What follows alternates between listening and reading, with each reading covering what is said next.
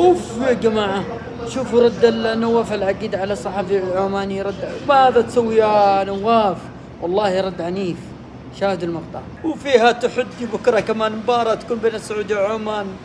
يا لا من. انا اسمي نواف العقيدي ومانك زود. بس انا الصراحه وانت تقول اسمك ما كنت مركز في اسمك.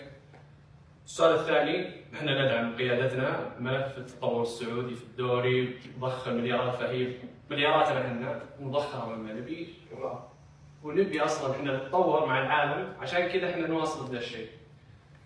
بخصوص المنتخب السعودي دائما كان كعبه عاليه على عمان.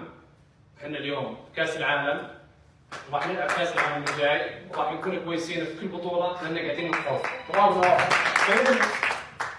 بعيدا عن كل شيء، بكره ان شاء الله راح يثبت المنتخب السعودي مين هو